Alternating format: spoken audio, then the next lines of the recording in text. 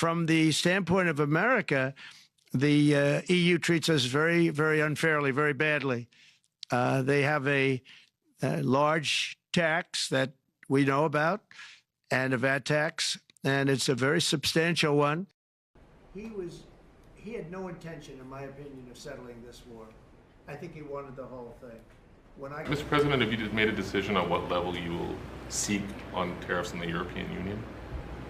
We have made a decision. We'll be announcing it very soon, and it'll be 25%, generally speaking, and that'll be on cars and all of the things. And European Union is a different case than Canada, different kind of case. They've really taken advantage of us in a different way.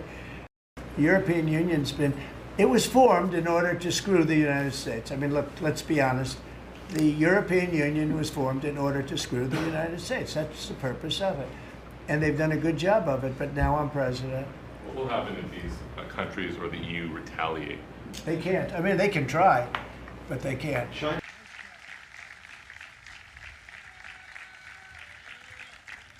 Thank you very much. My fellow Americans, this is Liberation Day, waiting for a long time. April 2nd, 2025 will forever be remembered as the day American industry was reborn, the day America's destiny was reclaimed, and the day that we began to make America wealthy again. So, if you look at that, China, first row, China, 67%. That's tariffs charged to the USA, including...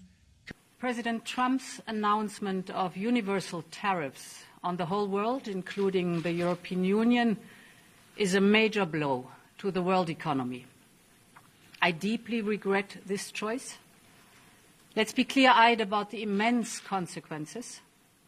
The global economy will massively suffer. Uncertainty will spiral and trigger the rise of further protectionism. We know how important is the relation between the EU and the US for a strong West, for our civilization, also for our economic relations that worth 30% of the world exchange. And so I hope that this meeting can be a new beginning, let's say like that. I've said repeatedly that I think Europe is an important ally of the United States. The individual countries within Europe are important allies of the United States.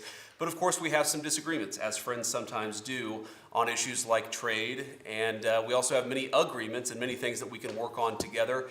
Sono molto orgogliosa di avere l'occasione oggi di ospitare minutes ago, and I'm very glad to welcome our three speakers, the President of the European Council. President Trump and I had a good discussion at the G7 summit in Canada. Back then, we agreed to speed up the work with a clear goal, an agreement before the 9th of July. Today, we received the latest US document for further negotiations. We are assessing it as we speak right now. So our message today is clear. We are ready for a deal. At the same time, we are preparing for the possibility that no satisfactory agreement is reached. This is why we consulted on a rebalancing list, and we will defend the European interest as needed. In short, all options remain on the table. Yes, thank you, Antonio. Let me start. En aucun cas, nous n'accepterons une situation durable où nous serions taxés et où, en quelque sorte, nous ne changerions pas notre position en la matière. Et donc, je soutiens le travail qui a été fait par la Commission pour permettre le rééquilibrage de notre relation, parce qu'au total, il s'agit d'un montant cumulé de 60 milliards d'euros de droits additionnels sur un an qui nous sont imposés, et ils impliquent assez mécaniquement une réponse. La vérité, c'est que le meilleur tarif entre les États-Unis et l'Europe, surtout dans le contexte géopolitique que nous connaissons, serait 0 pour 0. Si ça doit être 10 pour 10 ou l'équivalent de 10, ce sera le cas. En tout cas, il a été clair que l'autonomie réglementaire de l'Union européenne dans cette discussion sera préservée. Et pour ma part, je considère que tous les leviers à notre disposition doivent être privilégiés. Mon souhait, c'est que nous concluions rapidement, ce qui marque, et je peux le dire ici, il y a une vraie volonté des Européens et une bonne volonté de conclure. Mais cette bonne volonté ne doit pas être vue comme une faiblesse. Nous voulons conclure rapidement parce que c'est notre intérêt collectif et c'est bon pour la stabilité du commerce international et pour nos entreprises, mais on ne veut pas conclure vite à tout prix. Je dois filer. Merci beaucoup.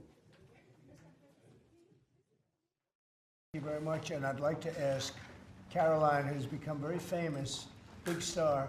You said a moment ago that it won't work out very well for Europe on trade. Does that mean you want to cut off those negotiations as well and just tell them what? No, well, they've been very tough. The European Union was formed in order to take advantage of the United States on trade. That was why they were formed, and they're nasty. They're very nasty.